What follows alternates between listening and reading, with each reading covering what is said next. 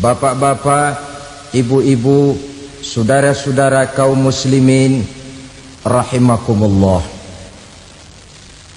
Pada pertemuan yang lalu sudah saya jelaskan bahwa hidup selalu berakhir dengan kematian.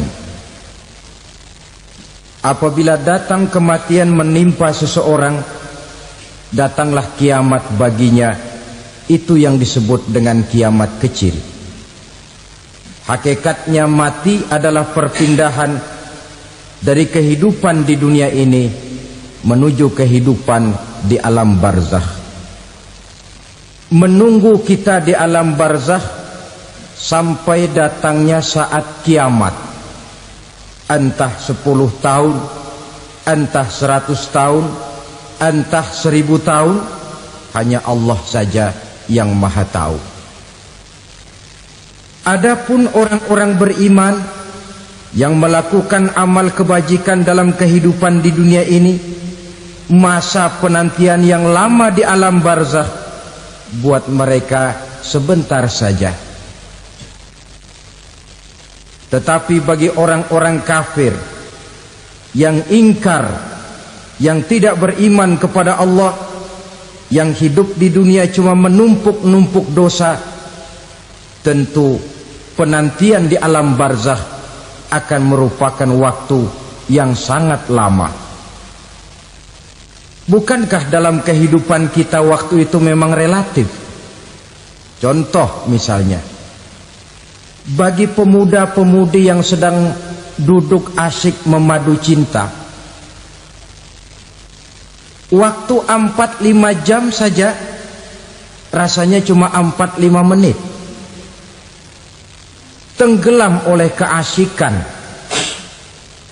Tapi buat orang yang berbaring di rumah sakit, meratap di balik-balik apa itu tembok derita kata lagu, di balik dinding-dinding penjara, sehari bagai seminggu, seminggu rasa sebulan, sebulan boleh jadi rasa setahun. Penantian yang sangat lama. Kapan kiamat itu akan datang? Ini rahasia Allah. Jangankan kita yang orang awam, baginda Nabi sendiri tidak diberitahu oleh Allah kapan kiamat itu akan terjadi. Tetapi sungguh pun demikian, banyak hadis-hadis yang menjelaskan ciri atau tanda-tanda datangnya kiamat. Nah, kalau sudah bicara soal tanda kiamat itu ada 2. Pertama yang disebut alamatus sughra, tanda-tanda kecil. Ini waktunya masih ada tenggang. Ada yang dinamakan alamatul kubra, tanda-tanda besar. Artinya kiamat sudah diambang pintu. Apa tanda-tanda kecil dari datangnya hari kiamat itu? Misalnya kata Nabi, apabila ilmu sudah diangkat oleh Allah, artinya apabila ulama sudah banyak wafat, minat orang belajar agama berkurang, lalu kebodohan nampak merajalela di mana-mana, zina dikerjakan secara terbuka, minuman-minuman keras jadi kebanggaan. Itu termasuk di antara tanda-tanda kecil terjadinya hari kiamat. Apalagi misalnya iza waladatil ammatu rabbataha, apabila budak sudah melahirkan tuan. Apa maksudnya? Ada yang mentafsirkan apabila anak sudah bisa membudaki orang tuanya. Orang tua yang melahirkan dia, yang membesarkan dia, demi setelah si anak besar jadi orang berpangkat, bertitel, berharta, berkedudukan, jadilah orang tua itu budaknya. Sehingga sering dibilang kalau orang tua kaya, anak jadi raja. Tapi kalau anak yang kaya, orang tua sering jadi budak. Apalagi munculnya fitnah yang bergelombang, timbul perang antara dua bangsa yang besar, waktu berjalan terasa sangat pendek sekali. Itu merupakan tanda di antara tanda-tanda kiamat. Termasuk di dalamnya sulit membedakan mana laki mana perempuan. Kan kalau tanda-tanda kayak begini sekarang sudah banyak kita lihat kan. Ulama banyak wafat, penggantinya sulit. Zina dikerjakan berterang-terangan, minuman keras jadi kebanggaan.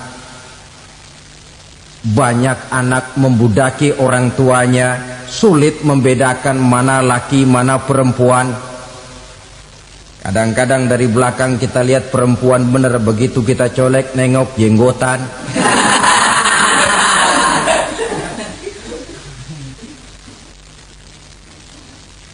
Ini termasuk tanda-tanda kecil, masih ada tenggang sampai akan terjadinya kiamat itu. Nah, yang dimaksud dengan tanda-tanda besar, ini tanda besar artinya kiamat sudah diambang pintu. Pertama, matahari terbit dari sebelah barat. Apabila matahari sudah terbit dari arah sebelah barat, tertutuplah sudah pintu taubat. Bersabda Nabi kita, la taqumus sa'atu hatta tatlu'a syamsu min maghribiha. Tidak akan datang hari kiamat sampai matahari terbit dari arah sebelah barat.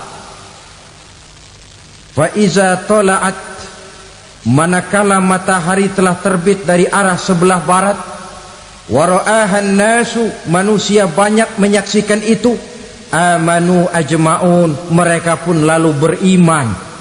Yang tadinya kafir, yang tadinya ingkar, yang tadinya membangkang, setelah melihat matahari terbit dari sebelah barat, buru-buru beriman, berlomba-lomba mengucap dua kalimat syahadat. Tapi apa yang terjadi? Kata Nabi, wadzalika hina la yanfa'u nafsan imanuha lam takun amanat min qabl. Hari itu adalah hari yang iman sudah tidak berguna lagi bagi seseorang apabila sebelumnya memang dia tidak pernah beriman. Au kasabat fi imaniha khaira, atau beriman tetapi tidak pernah melakukan kebajikan di dalam keimanannya itu. Hari yang sudah kasib, hari yang sudah terlambat, beriman tidak akan ada gunanya lagi. Ini pelajaran buat kita. Sebelum sang surya terbit dari sebelah barat, sebelum nafas sampai di tenggorokan, artinya pintu taubat masih terbuka. Kalau dua hal itu sudah terwujud, nafas sudah sampai di kerongkongan atau matahari sudah terbit dari arah sebelah barat, tertutuplah sudah pintu taubat. Tak ada lagi gunanya pangkat, jabatan, harta, bahkan beriman pun dalam suasana macam itu. Too late, kata orang Kulon. Sudah terlambat. Matahari terbit dari arah sebelah barat. Itu tanda besar, artinya kiamat sudah diambang pintu. Lalu apalagi tanda besar? Munculnya Dajjal. Dajjal artinya pendusta-pendusta yang menyesatkan manusia. Ada dua macam Dajjal, saudara. Ada Dajjal kecil. Ini Dajjal kelas teri. Kalau ini sejak zaman Rasulullah sudah ada itu. Tiap zaman ada. Di zaman Rasulullah misalnya ada yang bernama Aswad al-Unsi dari Yaman. Ada yang namanya Musailamah al-Kazzab dari Yamamah. Ada yang namanya Ibnu Sayyad dari Madinah. Ini Dajjal di zaman Rasul. Musailamatul Kazzab memproklamirkan diri jadi nabi dia. Di zaman Rasul masih hidup. Ini Dajjal zaman Nabi. Di zaman sahabat muncul Dajjal. Di zaman kita sekarang ini Dajjal pun gentayangan. dajjal kelas teri. Kerjanya mendustakan manusia, menyesatkan manusia, memalingkan manusia dari jalan yang benar dan diridhoi oleh Allah Subhanahu wa taala. Adapun yang merupakan tanda besar dari datangnya kiamat, dajjal kelas kakap, pembohong besar yang menyesatkan masyarakat manusia berpaling dari jalan Allah mengikuti jalan mereka. Apa sih ciri dajjal itu? Kata Nabi dalam hadis Bukhari Muslim, inna dajjala, sesungguhnya yang namanya dajjal itu yakhruju, satu saat akan muncul mendekati hari kiamat, wa inna ma'ahu ma'an, si dajjal ini membawa air, wa naran, dan juga membawa api. Dua simbol. Di tangan yang satu dia bawa air, di tangan yang satu dia bawa api. Wa ammal ladzi yarahu an-nasu ma'an fanarun, adapun yang orang banyak lihat air, hakikatnya adalah api. Yang dilihat api, hakikatnya adalah air. Oleh sebab itu, kalau api yang ditawarkan, ambillah air. Kalau air yang ditawarkan, pilihlah api. Maksudnya apa ini? Ini bahasa simbol, saudara-saudara. Dajjal bicaranya seolah-olah untuk kepentingan manusia, menawarkan surga. Surga yang dia tawarkan hakikatnya neraka. Hai manusia, kalau kau mau bahagia, jangan dekat-dekat dengan agama. Sholat itu tidak efektif dan efisien, tidak produktif dari segi ekonomi itu. Menghadiri majelis taklim cuma buang-buang waktu. Tahajud, tasbih, tahlil, baca Quran, apa itu? Pekerjaan mubazir saja. Hidup ini cuma sekali, masa yang cuma sekali, manfaatkan dengan sebaik-baiknya. Mumpung, dibawanya sifat mumpung, tetapi dalam pengertian yang sangat negatif. Bicaranya seolah-olah untuk kepentingan manusia, tetapi sebenarnya menjerumuskan manusia. Menawarkan air, tapi sebenarnya api. Menawarkan api, tapi hakikatnya air. Buat apa kamu sholat? Buat apa kamu bayar zakat? Buat apa kamu puasa? Surga yang dicanangkan dajjal, hakikatnya neraka. Neraka yang digambarkan dajjal, pada dasarnya adalah surga. Jadi memutarbalikan fakta itu kerjaan dajjal. Yang hak jadi batil, yang batil dibilang hak, yang benar jadi salah, yang salah malah jadi benar. Tuntunan disuruh jadi tontonan, tontonan malah menjadi tuntunan. Itu pekerjaan dajjal profesinya. Zamannya Nabi Adam, dajjalnya kan iblis. Betul? Betul. Apa sih gang kerayuan iblis itu? Allah setelah menciptakan Nabi Adam kan bilang, Adam, kau dan istrimu Hawa tinggal di surga ini. Seluruh fasilitas yang ada di surga persilahkan kau nikmati. Satu yang tidak boleh, jangan coba-coba dekati pohon khuldi. Dekat saja jangan, apalagi sampai memetiknya. Datang dajjal yang namanya iblis ini. Adam, kamu tahu nggak kenapa tidak boleh makan buah khuldi? Ya nggak tahu, pokoknya saya dilarang. Bodoh kamu Dam.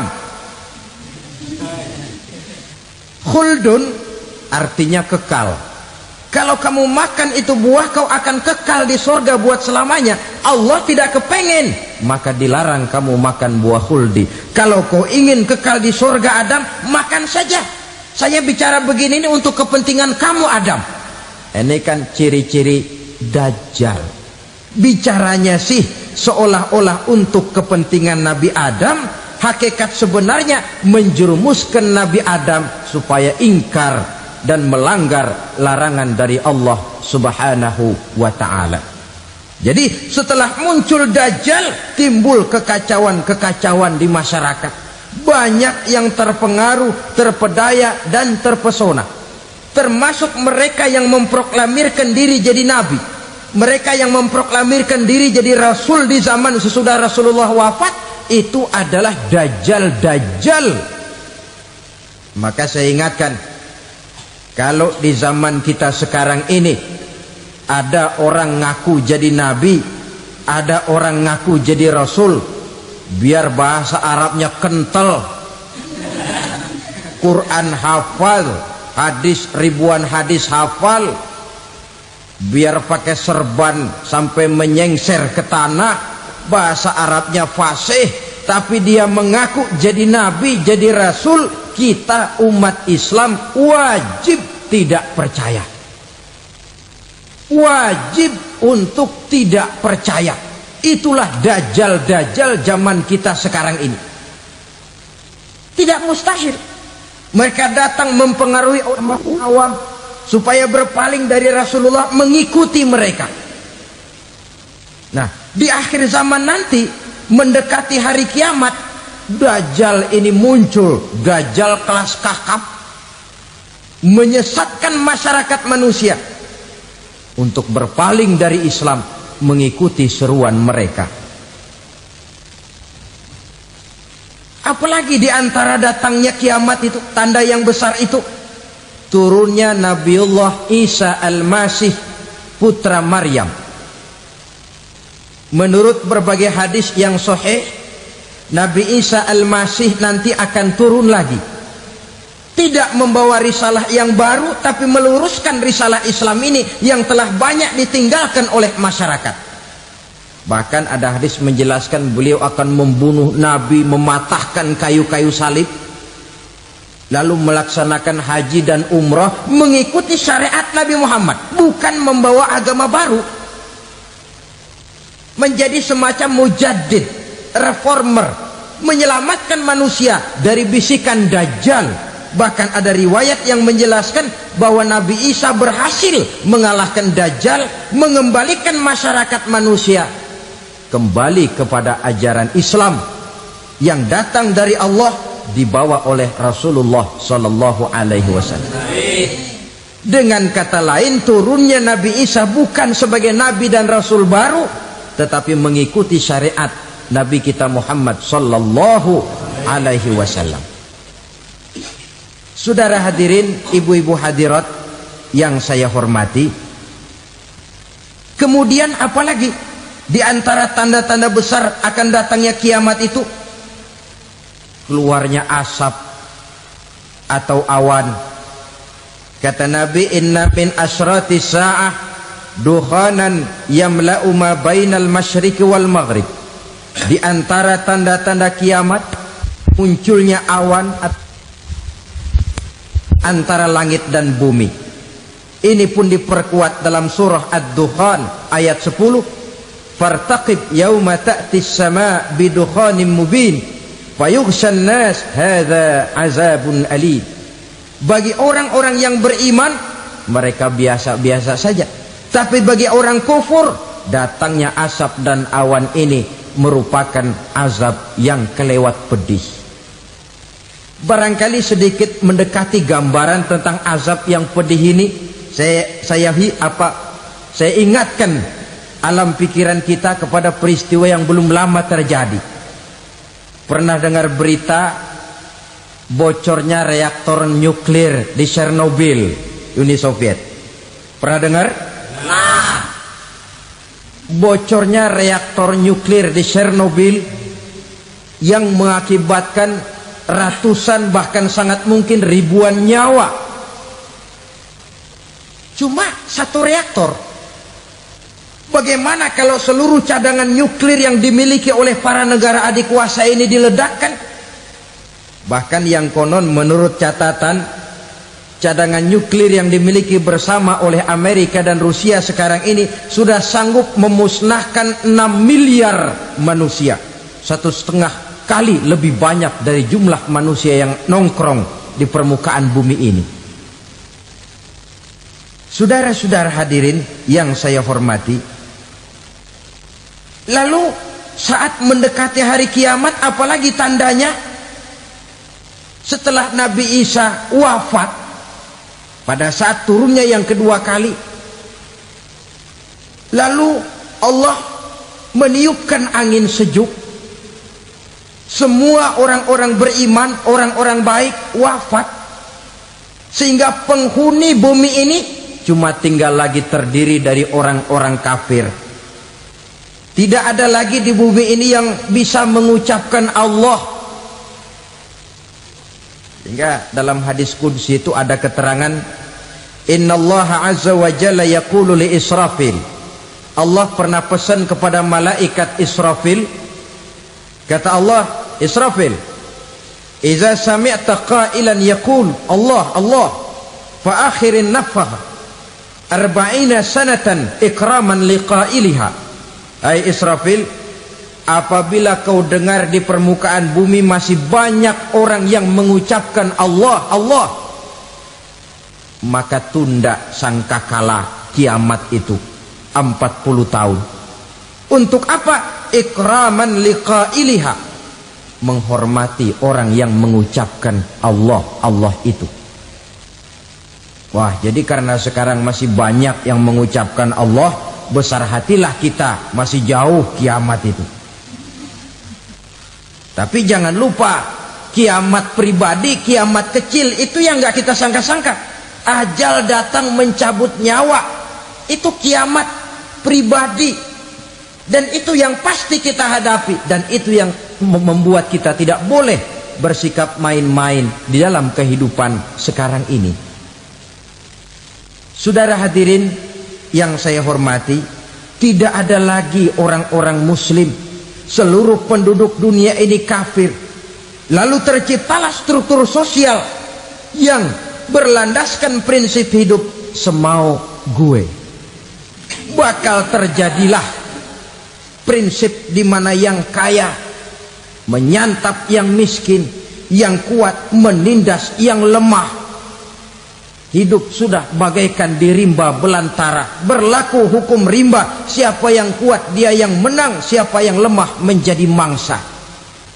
Timbul kekacauan, maksiat merajalela, munkarat menjadi-jadi, sehingga isi bumi ini penuh dengan segala macam perbuatan dosa. Tidak ada perlunya lagi alam diperpanjang temponya. Datang saat yang sudah dijanjikan oleh Allah Azza wa Jalla, maka terjadilah yang disebut kiamat kubra, kiamat besar, kiamat ancur-ancuran. Bagaimana kejadian ini dimulai? Dalam surah Az-Zumar ayat 68, Allah subhanahu wa ta'ala berfirman, wa nufikha fis suri fasa'iqa man fis samawati wa man fil ardi illa man sya'allahu. Maka manakala ditiuplah sangkakala, terkejutlah seluruh yang ada di langit dan seluruh yang ada di bumi.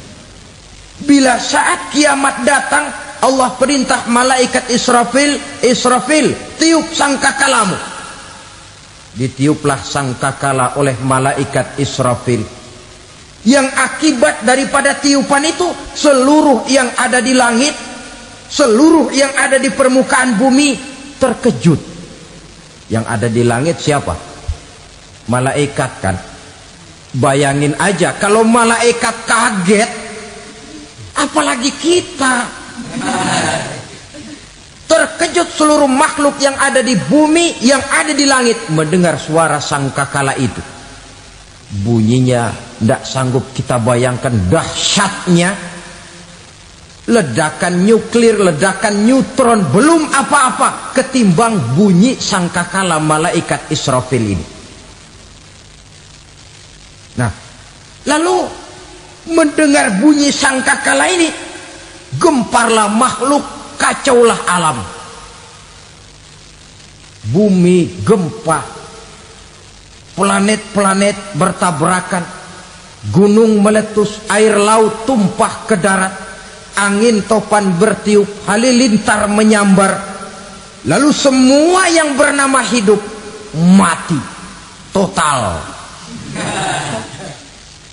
Mati bareng tanpa persiapan. La haula wala quwata illa billah. Saya kadang-kadang dalam tafakur bermohon, ya Allah, mudah-mudahan saya nggak nemuin kiamat beneran. Ngeri. Tidak bisa kita bayangkan macam apa suasana seperti itu. Allah saja banyak memberikan gambaran, misalnya Al-Qari'ah, wa mal qari'ah, wa ma adraka mal qari'ah. Kejadian yang menggemparkan. Tahukah kamu apa kejadian yang menggemparkan itu?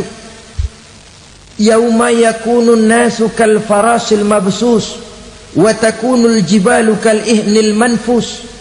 Pada saat itu manusia berterbangan bagai kupu-kupu, gunung berterbangan seperti kapas ditiup angin. Gunung saja macam kapas, konon lagi manusia. Kematian total, mulai semut sampai gajah mati, jin mati, iblis mati, malaikat mati. Oh, malaikat saja mati.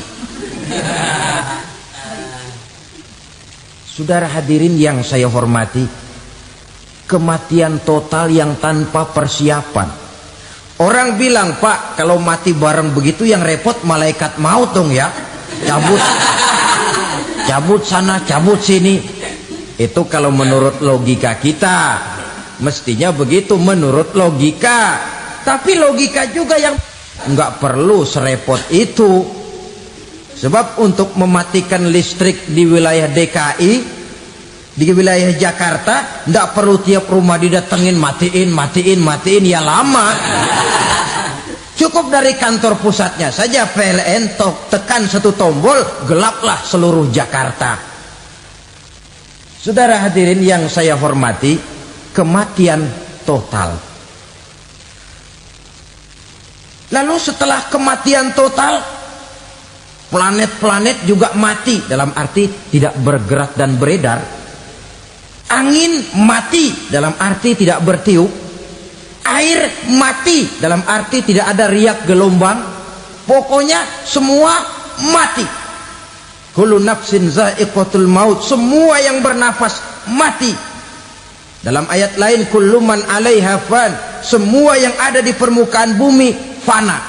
Yang kekal cuma Allah Subhanahu wa ta'ala. Yang paling belakang mati malaikat maut dan malaikat Israfil. Tapi mati juga sesuai dengan janji Allah. 40 lamanya. Tidak dijelaskan oleh Abi Hurairah 40 jam, apa 40 hari, apa 40 tahun. Hadis-hadis cuma menyebutkan 40 saja. Sunyi alam, yang tinggal cuma Allah saja lagi. Ketika itu Allah berseru-seru, katanya, limanil mulkul yauma, siapa para penguasa hari ini? Mana itu raja-raja dan penguasa yang dulu mengaku jadi Tuhan? Fir'aun, mana Fir'aun sekarang? Yang dulu jadi raja, merasa berhasil, sombong, lalu tidak mau turun-turun dari kekuasaannya, sampai kepada puncak kekurang ajarannya mengangkat diri jadi Tuhan. Mana itu Fir'aun? Namrus, mana sekarang Namrus? La ilaha illa ana, ternyata tidak ada Tuhan lain selain daripada aku, kata Allah. Proses kemudian, saudara-saudara, turunlah hujan dari langit. 40 lamanya hujan itu. Tidak jelas juga 40 jam apa 40 hari. Setelah air turun membasahi, datanglah tiupan sangkakala yang kedua. Semua yang bernama mati bangkit dari kuburnya masing-masing. Ini yang disebut Yaumul Ba'thi, hari kebangkitan. Allahu Akbar. pada saat kita bangkit dari kubur kita masing-masing, kumpul di padang mahsyar namanya. Bayangin aja, saya sendiri nggak sanggup bayangin. Manusia sejak zaman Adam sampai zaman kiamat kumpul bareng di tempat sama. Berapa banyaknya itu?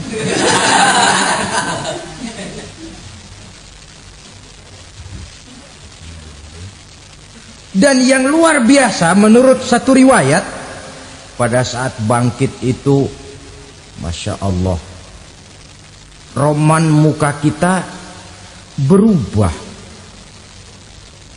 disesuaikan dengan amalan kita waktu di dunia ini. Barang siapa yang waktu di dunia amalannya itu amalan tikus,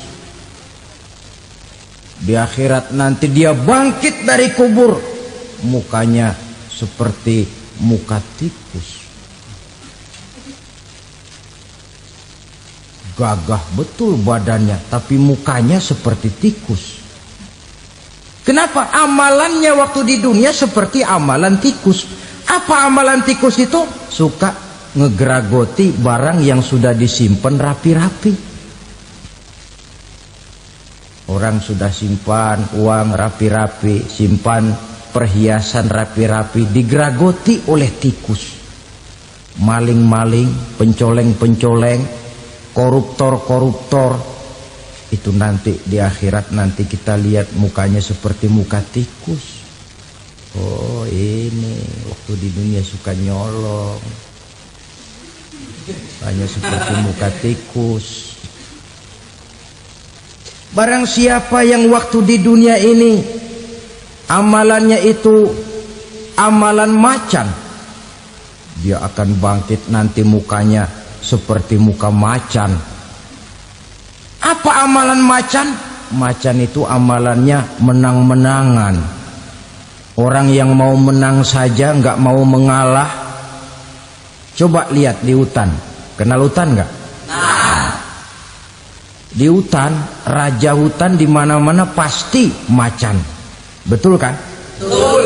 Padahal hutan belum pernah bikin pemilihan umum. Tapi macan tidak peduli ada pemilihan umum apa tidak, pokok saya raja. Sebab apa? Macan jadi raja itu bukan karena benar, tapi karena kuat jadi raja.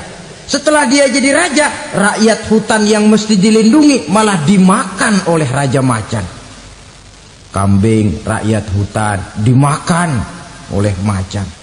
Ayam rakyat hutan dimakan oleh macan. Itu nanti kita lihat di akhirat itu mukanya seperti muka macan, gagah betul. Lalu barang siapa yang di dunia ini amalannya itu seperti amalan anjing, nanti dia punya muka seperti muka anjing. Apa amalan anjing?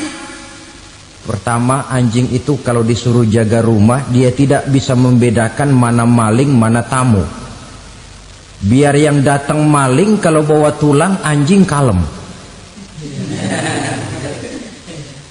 Yang kedua, anjing itu akan setia kepada siapa saja yang memberinya roti. Siapa yang memberinya roti, itulah majikannya. Apa kata majikannya pasti dia laksanakan. Soal benar atau salah dia tidak peduli. Setelah anjing dapat roti, dia tidak punya pilihan lain kecuali bilang, abdi mah kumaha juragan wae ayeuna mah.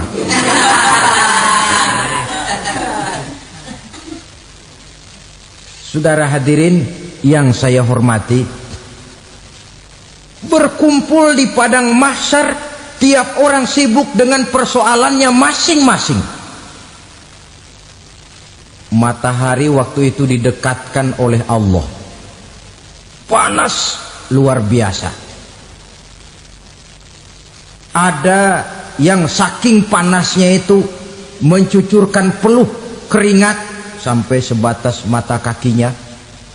Ada yang keringatnya sampai sedengkulnya, ada yang keringatnya sampai sepusatnya, ada yang keringatnya mengalir sampai sebahunya. Ada yang kelelap oleh keringatnya sendiri, sementara orang di sampingnya nggak apa-apa.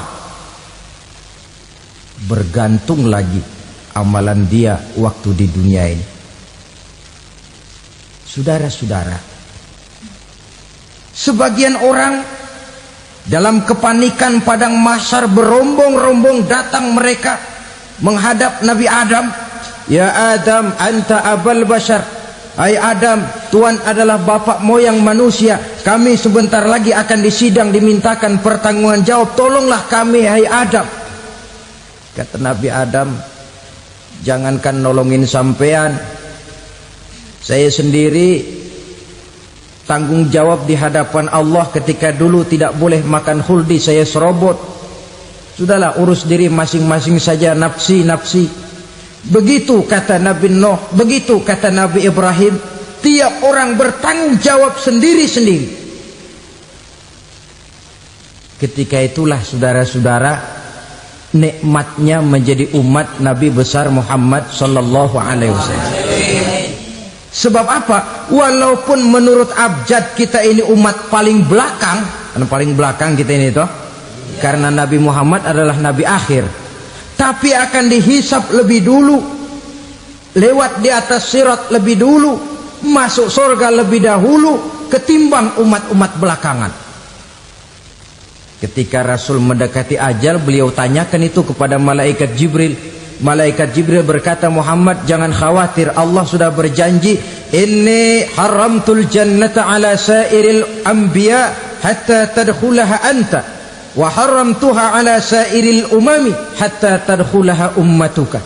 Surga aku haramkan buat seluruh nabi kecuali kalau engkau Muhammad sudah masuk ke dalamnya, dan surga aku haramkan buat seluruh umat kecuali kalau umatmu Muhammad sudah masuk ke dalamnya. Logikanya, walaupun menurut abjad kita umat paling belakang, bakal dihisab paling dulu, lewat di atas sirat paling dulu, masuk surga paling dulu, kalau mampir ke neraka juga paling dulu. Ya resiko.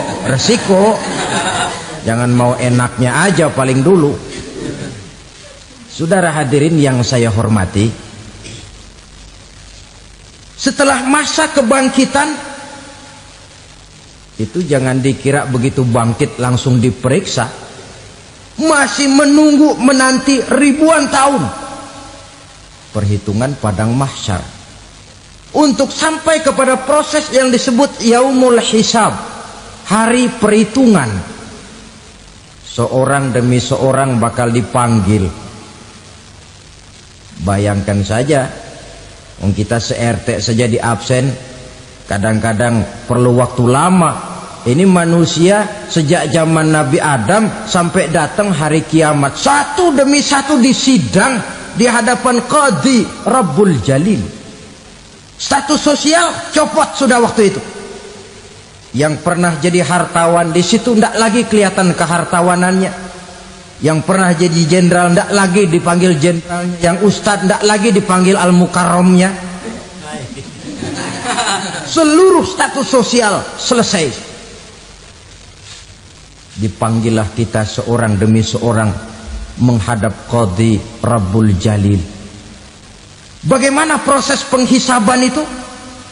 Pertama, proses tanya jawab. Di antaranya ada hadis menyatakan, lan tazula qadama 'abdin yaumal qiyamah hatta yus'ala an arba'i khisalin. Besok di hari kiamat tidak akan bergeser telapak kaki seorang hamba sampai dia ditanya lebih dulu tentang 4 persoalan. Tentang ilmunya, kemana ilmu itu diamalkan. Tentang umurnya, di mana umur itu dihabiskan. Tentang masa mudanya, kemana masa muda itu dipakai. Tentang hartanya, dari mana harta itu didapat dan kemana harta itu dibelanjakan. Ini termasuk proses tanya jawab. Jadi kalau istilah pengadilan dunia, nama Fulan bin Fulan. Kamu waktu di dunia diberikan umur panjang untuk apa? Pernah mengalami masa muda, kemana kau habiskan masa remajamu? Kau diamanahkan ilmu, dengan apa ilmumu kau amalkan? Kau diberikan harta, dari mana harta kau dapat, kemana kau belanjakan? tak seorang pun yang bisa mungkir. Sebab apa? Dikala itu yang menjadi saksi bukan orang. Yang menjadi saksi adalah seluruh anggota badan kita. Tangan bicara, kaki jadi saksi terhadap seluruh amalan yang pernah kita kerjakan pada saat kehidupan di alam dunia ini. Selesai proses tanya jawab, lalu diperlihatkan buku catatan kita waktu hidup di dunia ini. Jangan lupa Allah itu menyiapkan 2 superkomputer kepada kita. Sebelah ditempelin sebelah kanan, yang sebelah tempelin di sebelah kiri. Komputer itu namanya Raqib dan Atid. 2 malaikat yang apabila baik kita lakukan, refleks saja akan menulis kebajikan kita. Jahat kita kerjakan akan tertulis. Catatan itu nanti diperlihatkan kepada kita. Waduh, alangkah malunya pada saat diperlihatkan catatan kita, buku rapot kita merah melulu. Barangkali diperiksa sambil diomelin, brengsek lo. Buku merah melulu begini bagaimana waktu hidup di dunia? Tidak cukup diperlihatkan buku catatan kehidupan, rekaman kehidupan.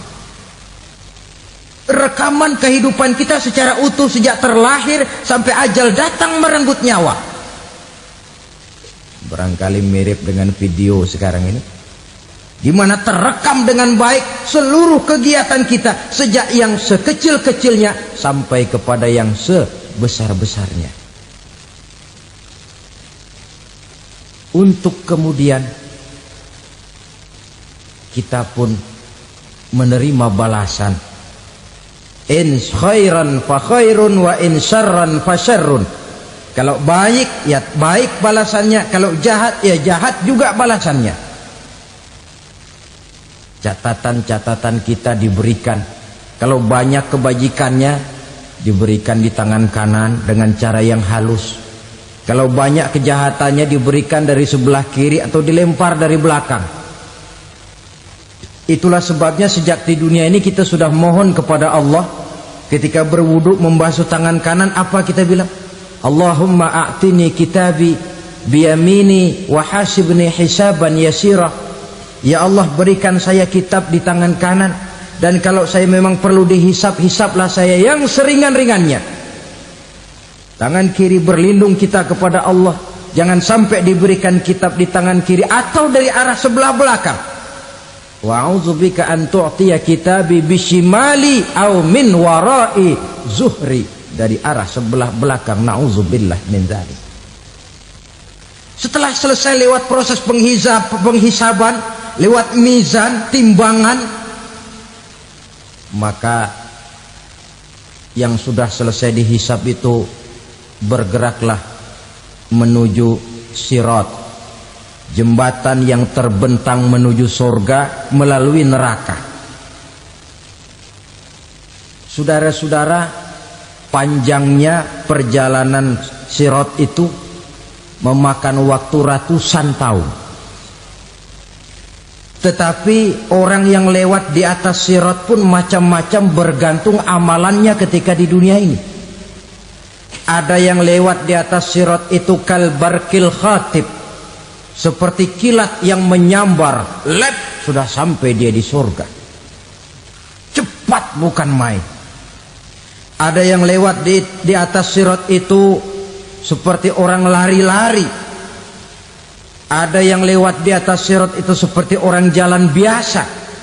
Ada yang sambil merangkak, ada yang sambil ngesor, ada yang sambil gelayutan, ada yang selamat sampai ke ujung ke surga, ada yang tergelincir jatuh masuk ke dalam neraka, bergantung amalannya dalam kehidupan di dunia sekarang ini. Tiap kita akan melewati yang namanya sirat ini. Saudara-saudara kaum muslimin yang saya hormati, dengan demikian mereka yang selamat melalui sirat sampai ke terminal akhir surga. Mereka yang ketika dihisab ternyata banyak kejahatannya daripada kebaikannya, mereka singgah di dalam neraka. Nah, adapun orang-orang yang beriman menurut ayat Quran dan hadis Nabi itu nanti ada bermacam-macam. Ada orang beriman itu yang dimasukkan surga. Ada orang beriman itu yang dimasukkan ke dalam surga. Ada orang beriman itu yang disebut penduduk surga. Kenapa lain-lain, Pak? Karena waktu di dunia amalannya juga lain-lain. Ada orang beriman yang masuk surga. Ini paling murah tiketnya. Mau masuk surga? Kata Nabi begini, ma min abdin qala la ilaha illallah thumma mata ala dhalik illa dakhalal jannah. Kalau seorang hamba sudah mengucap dua kalimat syahadat, dia yakin dengan kebenaran kalimat itu sampai matinya, orang itu akan masuk surga. Abi Dzar yang waktu itu diajak bicara heran, ya Rasul kok gampang betul? Iya, walaupun orang itu mencuri, iya. Walaupun orang itu berzina, iya. Biar dia mencuri, biar dia berzina, kalau dia sudah mengucap dua kalimat syahadat, dia yakin dengan kebenaran kalimat itu sampai matinya, itu orang akan masuk surga. Jadi masuk surga cukup dua kalimat syahadat, yakin sampai mati, masuk surga. Itu perkara masuk. Tapi kalau pertanyaannya diterusin, masuknya kapan, Pak? Nah, ini lain lagi urusannya. Sebab ada yang masuknya itu langsung, ada yang mampir dulu. Di sana tempat cuma dua, kalau tidak surga, neraka. Mau ke surga tapi mampir dulu, yang mampirnya jelas di neraka. Kenapa? Dalam hadis qudsi ada riwayat, nanti itu di akhirat, setelah Allah selesai mengatur penduduk surga masuk surga, yang neraka masuk neraka, Allah berkata kepada malaikat Malik, malaikat Malik, labaik ya Allah. Itu bajingan-bajingan tengik, manusia-manusia durjana yang waktu di dunia tidak mau sujud, jauh dari ulama, gemar melakukan yang munkarat dan maksiat, hidup di tengah masyarakat selalu jadi bibit keonaran, kufur, sudah masuk neraka semua. Sudah ya Allah. Nah, kalau sudah, coba sekarang kamu masuk, Malik. Saya, iya, masuk neraka. Mau apa ya Allah? Kata Allah, akhriju minan nar man kana fi qalbihi misqala habbatin min khardalin min iman. Kau masuk neraka, cari di dalam neraka orang-orang yang ada imannya walaupun kecil sebesar biji zarah, angkat mereka keluar. Masuk malaikat Malik ke neraka, cari orang yang ada imannya, korek-korek. Ya repot, udah pada gosong. Yang ada imannya diangkat ke atas, yang ada imannya diangkat ke atas, lalu dimandikan di Nahrul Hayat, namanya sungai kehidupan di akhirat nanti. Cakep lagi rupanya, bersih lagi wajahnya, apel di hadapan Allah. Kata Allah, bagaimana mas? Kapok nggak sampean? Kapok ya Allah. Nah, kalau kapok, idhab fadkhulil jannah, pergi masuk surga sana.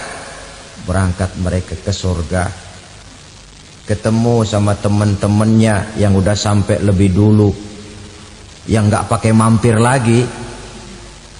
Terjadi dialog. Kata teman-temannya yang udah pada nyampe duluan, mas, iya, emang baru sampai? Saya baru sampai. Memang mampir di mana dulu mas? Kita sudah lama sampai di surga. Saudara buka surah Al-Muddatsir ayat 34-35. Ma salakakum fis saqar? Kenapa kamu mampir di neraka Saqar? Qalu lam naku minal musallin. Mereka menjawab, kami mampir di neraka Sakor Mas, gara-gara dulunya kami waktu di dunia tidak pernah sholat. Tidak pernah sholat? Tidak pernah. Kan rumahnya dekat masjid. Cuma dekat doang Mas. Sholat mah enggak saya. Enggak pernah ngasih makan fakir miskin. Tidak pernah hadir di majelis taklim. Pendeknya tidak pernah melakukan kebajikan. Maka saya pun mampir di neraka Sakor. Untung betul saya punya iman Mas sedikit.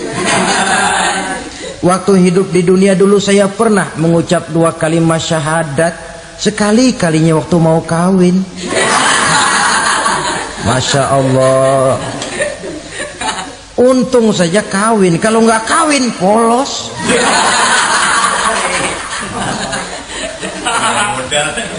Itu juga pengulu sudah setengah mati ngajarin.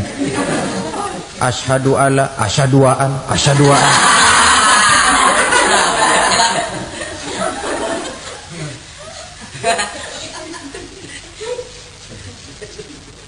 Ini namanya masuk surga. Ada mampir dulu. Ada pula orang mukmin itu yang dimasukkan surga. Namanya dimasukkan kan terima beres. Saya masuk ke rumah, jalan sendiri, cari tempat sendiri. Saya dimasukkan ke dalam rumah, terima beres, pokok ada di dalam, itu dimasukkan namanya. Nggak pakai mampir. Tapi tentu tiketnya lebih mahal ketimbang yang pertama tadi. Apa kata Allah? Innal ladzina amanu wa amilus salihat la ukaffiranna anhum sayyi'atihim wa la udkhilannahum jannah. Sesungguhnya orang-orang yang beriman kemudian beramal soleh, kami hapuskan segala dosa dan kesalahannya, kami masukkan mereka ke dalam surga. Lihat ayatnya, Allah yang memasukkan, kita yang dimasukkan. Tidak pakai transit, tidak usah mampir. Cuma tidak cukup syahadat, tidak cukup amanu, tapi diiringi dengan wa'amilus salih. Iman, amal. Tidak cukup syahadat, lalu dibuktikan dia sholat, dia zakat, puasa, lalu dia melakukan berbagai macam kebajikan. Ini yang menyebabkan dia tidak pakai mampir di tempat yang bernama Sakor. Lalu ada pula orang mukmin itu yang disebut penduduk sorga. Wah, ini sudah VIP ini. Ashabul jannah, penduduk sorga. Siapa mereka? Kata Allah, innal ladzina amanu summa istaqamu fala khaufun 'alaihim wala hum yahzanun ulaika ashabul jannah hum fiha khalidun. Sesungguhnya orang-orang yang beriman lalu istiqamah, tetap dalam melaksanakan perintah Allah, tidak goyah, tidak labil tapi stabil, istiqamah, mereka tidak takut dan tidak bersedih hati. Merekalah penduduk surga. Iman, istiqamah. Tidak punya duit, sembahyang. Banyak duit, sembahyang. Miskin, sembahyang. Kaya, tetap sembahyang. Istiqamah. Kadang orang kalau susah rajin ke masjid, banyak duitnya ngelihat masjid melengos. Waktu miskin hamba Allah, setelah kaya jadi hamba harta. Bergeser, tidak ada nilai istiqomahnya. Saudara-saudara, dengan begitu penduduk neraka itu dua. Ada penduduk permanen, ada penduduk yang semi permanen. Yang semi permanen orang-orang beriman yang mempunyai dosa besar. Mereka masuk ke neraka untuk menerima azab sesuai dengan dosanya. Bila selesai masa azab itu, mereka akan diangkat untuk ditempatkan kembali ke dalam surganya Allah Subhanahu wa ta'ala. Nah, dikala itulah saudara-saudara, ada yang disebut syafaat dari Rasulullah Sallallahu Alaihi Wasallam. Tapi tentu jangan lupa, syafaat ini ibarat kain menambal dia. Kita punya kain bolong-bolong sedikit, syafaat yang menambal. sholat kita ada kurang dikit, sedekah kita ada campur riak dikit, amalan kita ada tidak karena Allah dikit, kita berharap syafaat. Jadi biarlah kain masih bolong-bolong, yang penting punya kain. Tapi kalau kainnya tidak ada, yang ditambal apanya? Sholat tidak, puasa tidak, zakat tidak, berharap syafaat saja. Ya, terlalu berlebihan itu. Saudara hadirin yang saya hormati, apabila selesai proses penghisaban, proses penghitungan, maka dikala itulah manusia terbagi dalam dua kelompok besar. Fariqun fil jannah wa fariqun fis sa'ir. Sekelompok orang-orang beruntung yang masuk ke dalam surga, dan sekelompok lagi masuk ke dalam neraka. Akan memakan waktu untuk menceritakan sifat surga dan neraka, tapi insya Allah pada kesempatan pertemuan lain saya sampaikan. Namun sebagai gambaran umum cukuplah saya sampaikan sebuah hadis qudsi. Allah jelaskan, a'dadtu li'ibadiyas salihin ma la 'ainun ra'at wa la uzunun sami'at wa la khatara fi qalbil bashar. Aku sediakan buat hamba-hambaku yang soleh, yang tidak pernah terlihat oleh mata, tidak pernah terdengar oleh telinga, dan belum pernah terdetik dalam hati manusia. Jadi kenikmatan surga belum pernah dilihat mata, belum pernah didengar telinga, belum pernah terdetik dalam hati. Pedihnya azab neraka belum pernah terlihat mata, belum pernah terdengar telinga, belum pernah terdetik dalam hati. Saudara hadirin yang saya hormati, oleh karena itu sebagai uraian akhir daripada kiamat ini, marilah sama-sama kita memanfaatkan hidup dengan sebaik-baiknya, supaya jangan timbul penyesalan di hari kemudian nanti. Mudah-mudahan kita seluruhnya diselamatkan Allah dari azab neraka dan mendapat surga dan ridhonya. Sekian dan demikianlah pertemuan kita kali ini. Terima kasih banyak atas segala perhatian. Mohon maaf atas segala kekurangan. Usikum wa nafsi bitaqwallah. Wassalamualaikum warahmatullahi wabarakatuh. Waalaikumsalam warahmatullahi wabarakatuh.